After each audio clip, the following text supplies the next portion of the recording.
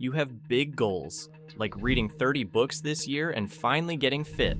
But right now, you're just not doing them. You're stuck in procrastination mode because the goal feels huge and your motivation feels tiny. And the solution isn't to try harder. It's a psychological cheat code called the 2-minute rule. It's the simplest way to trick your brain into starting difficult tasks instantly. By the end of this video, you won't just know the rule, but you'll have a way to make starting feel so easy that your brain can't say no. So here is the rule in its simplest form.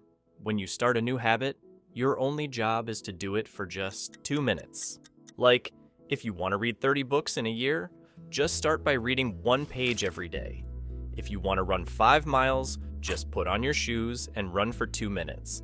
And if you want to clean your messy room, just clean up your desk. I know. This sounds too stupid. You're not going to get fit by just running for 2 minutes, and you're not going to finish 30 books by just reading 1 page a day. But the point isn't to finish the task. The point is to master the art of showing up. You see, the reason you aren't hitting your goals isn't because you can't do the work. It's because you can't start the work. And that is because of a specific law of physics that is currently working against you every single day. Think about pushing a stalled car. You push with everything you have, but it doesn't move. The hardest part isn't getting it down the road. It's getting it to move that first inch. That is inertia. And your brain works the exact same way. The resistance you feel isn't because the work is hard. It's because you are at a standstill. The 2-minute rule is the nudge that breaks that inertia. Your goal is just to push the car for the next few inches. And once you are moving, momentum takes over. Suddenly, it's actually harder to stop than to keep going. But I have to warn you, there is a common mistake that ruins this whole method. If you use this rule to secretly force yourself into running for an hour, your brain will eventually figure it out. Your brain needs to know it can trust you.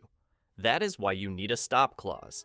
This means you are allowed to stop after 2 minutes if you want to. So, if you decide to read for 2 minutes, after 2 minutes you check in with yourself. Do I honestly want to stop, or do I feel like going a bit longer? It sounds counterintuitive because why would you stop? But if you don't have the permission to quit, you will never feel safe enough to start again. Both answers are a win because you've already beaten procrastination. You have started, but here's what usually happens.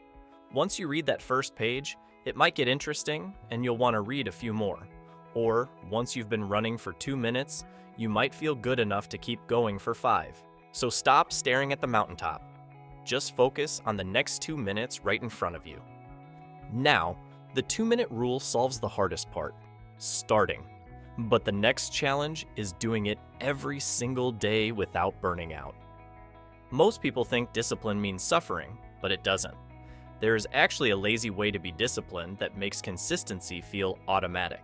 I explain the exact method in this video. Click here to watch it, and I'll see you there.